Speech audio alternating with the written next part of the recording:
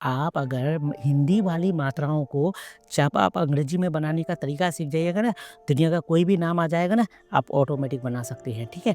तो देखिए मैं आज लेके आया हूँ र वाला नाम। र वाला नाम को आप अंग्रेजी में किस तरह लिखिएगा, ये तो आज की क्लास में सीखेंगे।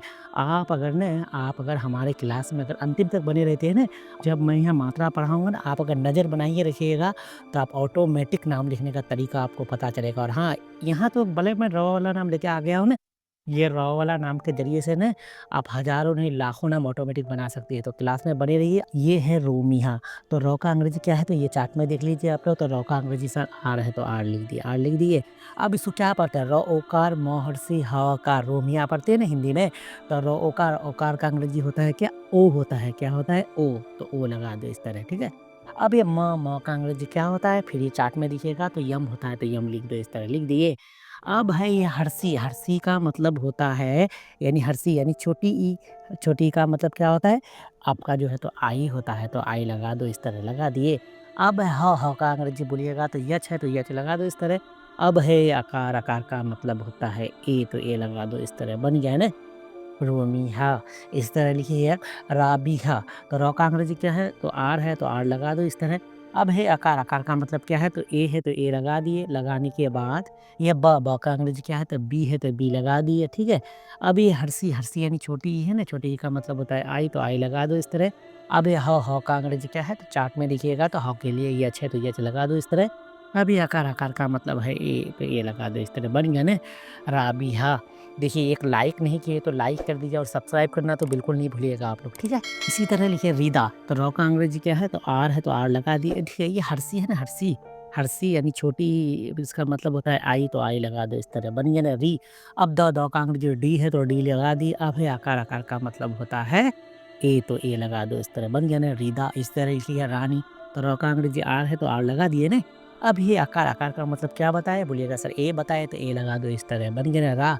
अब ये न का अंग्रेजी बोलिएगा तो यन है, तो यन लगा दो इस तरह। अब ये दुर्गी है ना, देखिए एक चीज़ आप लोग यहाँ ध्यान रखिएगा।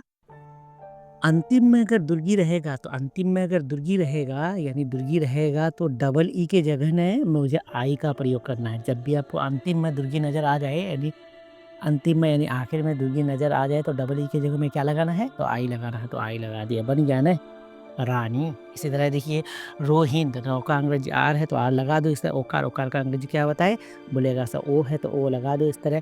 अब ह का अंग्रेजी तो यच है, तो यच लगा दो। अब ये दुर्गी है ना, दुर्गी। दुर्गी का मतलब क्या होता है, तो बोलिएगा दुर्गी। दुर्गी का मतलब होता है डबल ई, तो डबल ई लगा दो इस तरह। अब नो के लिए यन, बन गया ना रोहिन। इस तरह के रिया। तो रो का अंग्रेजी आर है, तो आर लगा दो। और हर्षी। हर्षी का मतलब होता है आई, तो आई लगा दो। यो का अंग्रेजी वाई है। अभी आकार। आकार का मतलब तो पता है ए है, तो ए लगा दो, बन गया ना रिया। देखिए अब तक अगर हमारे चैनल को ना सब्सक्राइब नहीं किया तो सब्सक्राइब कर दीजिएगा, और बेल आइकन को दबाना तो बिल्कुल ना भूलिएगा। इसी तरह देखिए रहनुमा।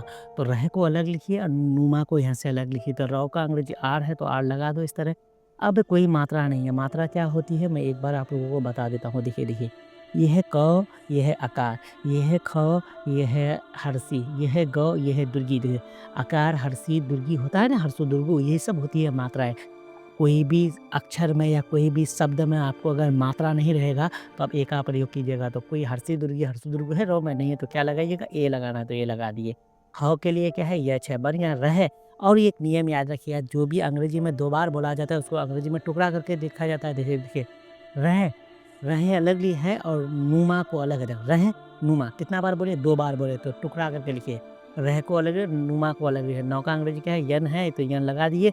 अब ये दुर्गु है ना, दुर्गु। दुर्गु का मतलब होता है डबल ओ, तो डबल ओ लगा दो इस तरह। और म का अंग्रेजी यम है, और आकार। आकार का मतलब होता है ए, तो ए लगा दो इस तरह, बन गया ना रहनुमा। अब लिखना है आपको रोशनी।